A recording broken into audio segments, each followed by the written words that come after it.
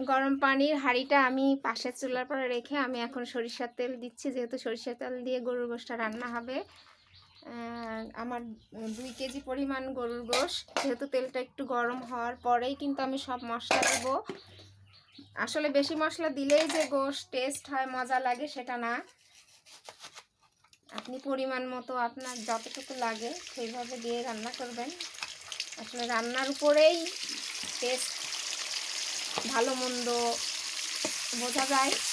প্রথমে পেঁয়াজ এবং রসুন পেস্ট দিয়ে দিলাম, যেহেতু ছিটে গেছিলো, ডলা ডলা আছে, ডলাটা আমি খুন্তিতে ভেঙে দিচ্ছি।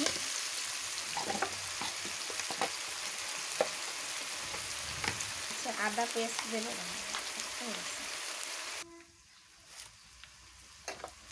পেঁয়াজ দিয়ে দিলাম। এবার আমি আদা দিলাম পরিমাণ মতো, আদা বাটা। এখন দিব শুকনো ঝাল পেস্ট। এই পেস্টে অনেক ঝাল, এজন্য আমি পরিমাণ কম দিলাম, 2 চা চামচ পরিমাণ মতো দিলাম। আমি হলুদ দিয়ে দিলাম। আমি যেভাবে রান্না করি আসলে সেইভাবে রান্নার প্রসেসিংটা আপনাদের দেখাচ্ছি, কারণ গোশে টেস্ট পেতে গেলে মশলা আসলে পুড়িয়ে ফেলা যাবে না। মশলা পুড়িয়ে ফেললে গোশের টেস্ট, গোশের ভিতরে মশলার যে একটা ফ্লেভার, একটা স্বাদ। আমি জিরা গুঁড়া দিয়ে দিলাম। এখন লাস্ট আমি লবণ দিব, লবণ দিচ্ছি, দেব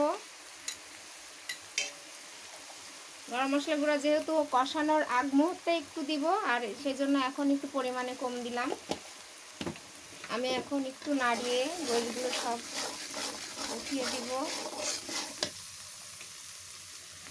আমি কিন্তু চুই ঝাল গোশ রান্না করব আজকে, গোশে কিন্তু চুই দেব।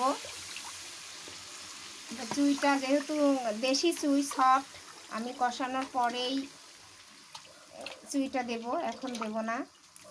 আমি দেখব যে গোশ কষানোর আগে কতটা সফট হয়, তার উপরে নির্ভর করে পানি দেওয়া।